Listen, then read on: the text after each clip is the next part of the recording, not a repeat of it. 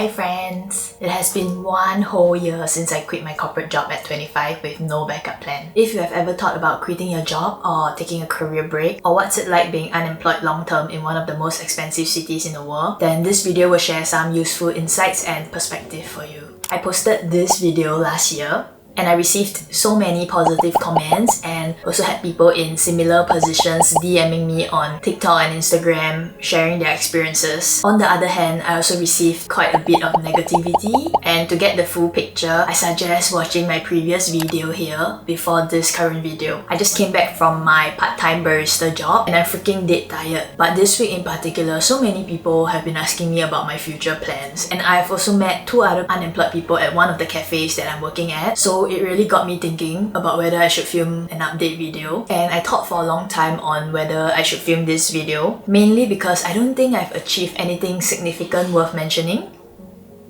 But after pondering on it for a while, I realized that the point of this video isn't about showing everyone that I've made it, but more about sharing what I've learned along the way and hopefully helping someone who's in a similar position make an informed decision. And that's why I have decided to film this yapping video rather impulsively. Yeah, and also if someone ever asks me what I'm up to again, I can just send them this video so I don't need to explain myself again and again and again.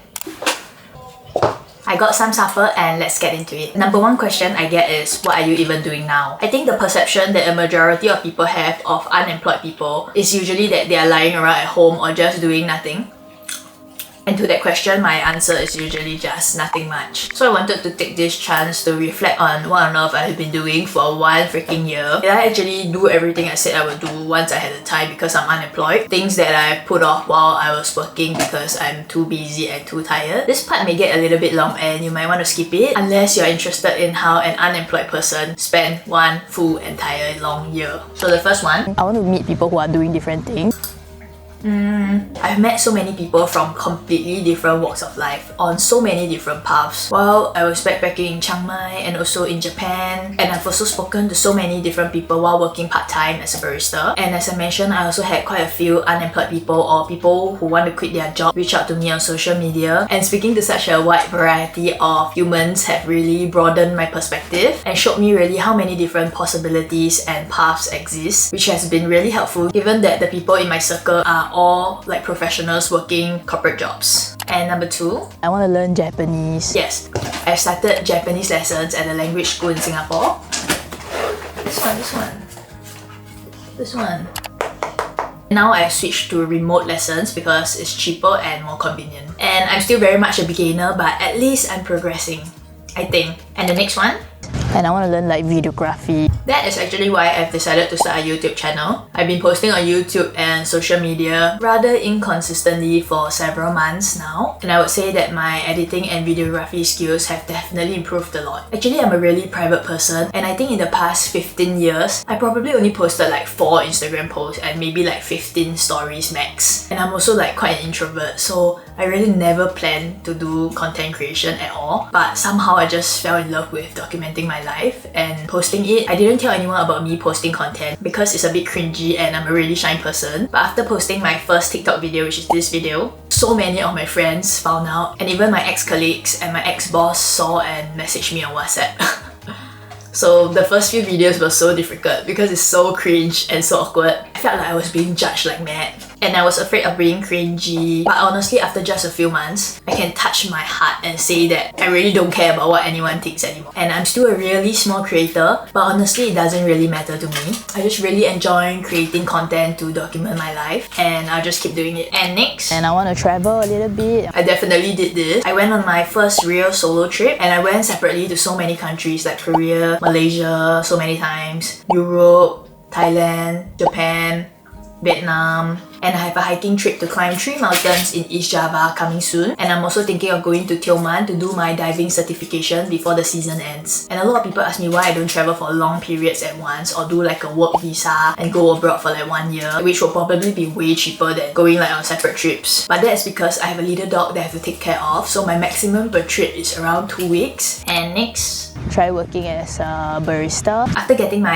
SCA barista certification, I started working as a barista at 2 different cafes. One I posted about and the other one is relatively new. And I've been learning so much every shift because coffee is such a fascinating subject and it has so many sides to it and there's always something new to learn about it. As for the next 2, I want to exercise. I think I could be exercising more and I definitely need to because I have a hiking trip coming up, so I will really suffer if I don't start exercising seriously. For cooking, it's a great way to save money and eat healthy. I've been trying to cook more but it's so troublesome, so I really need to do it more often, I guess. And the next one, and I don't know, maybe start a small business. This is something that I really want to do before going back to work. After going to the art markets in Chiang Mai and to art fairs like Public Garden, Mercury Fest, I'm really inspired to start a creative small business selling handmade items. It's probably not the most profitable type of business and would be super time consuming, and I thought for super long but I really couldn't narrow it down to one product or one category. So what I'm thinking of is really just offering items that are related to my hobbies at that point in time. So for example, I'm really into book binding now, so maybe I could offer some sort of a hand-binded, customized photo book sort of thing, and that will also help reduce the wastage of the materials that I would need to buy to do that hobby anyway. I hope to get down to it soon, and if I do, I will definitely post the process of starting a small business in Singapore, the legal way. Next, the realities of unemployment. Every day now you see someone posting on social media that they quit their job. I would even say that quitting your job has become a bit romanticized now, but honestly the reality is not all sunshine and roses. The most obvious and the thing is that you don't have a stable source of income. Even with savings, the financial stress of being unemployed is quite high. Each purchase can sometimes feel like a decision, and it can be exhausting to constantly think about money and watching your savings dip. And it's also difficult to balance between the thinking that you have a lot of time now and you should maximize it and travel while you don't need to take annual leave, versus the thinking that you should be reducing your spending every chance you can. The way I found that helps the most is to get a part-time job related to something that you always wanted to try, which is what I did, or just to ensure that you have a side source of income while you're unemployed, like dividends or something like that. But honestly, having a part-time job is pretty good because it teaches me skills that I've always wanted to learn anyway, and it also helps to reduce the isolation that one may feel when you're unemployed for long periods of time. So for the most part, I'm doing quite okay, I think. Oh yeah,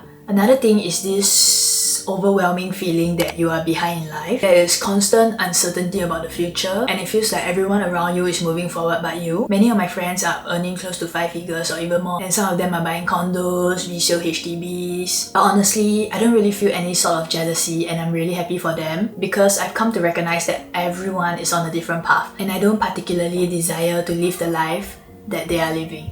Yeah, and also the most difficult part of unemployment, which is finding a new job that aligns with you and having to face the multiple rejections. Frozen Yakult.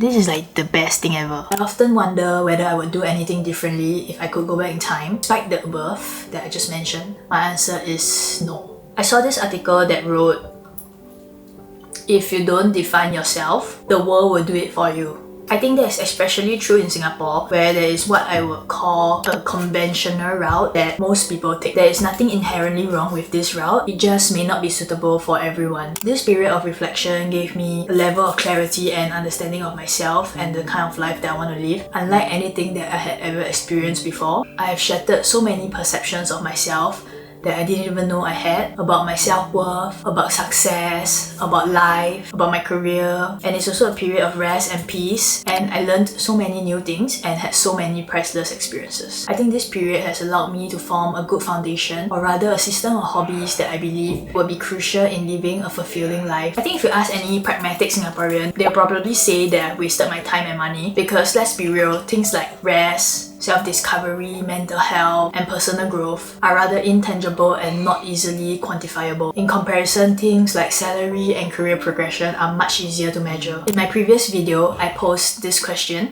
The most important question that I found myself asking is, what is my definition of a successful life? Not what my parents think, not what society thinks, but what I think would be a successful life for me. What is my definition of a successful life? Even after so long, I don't think I have a definite answer yet, but I think this paragraph in this book that I read comes pretty close to it. Let me pull it out. And basically it says that the ability to do what you want, when you want, with who you want, for as long as you want, is priceless. In essence, I believe what this phrase describes is freedom.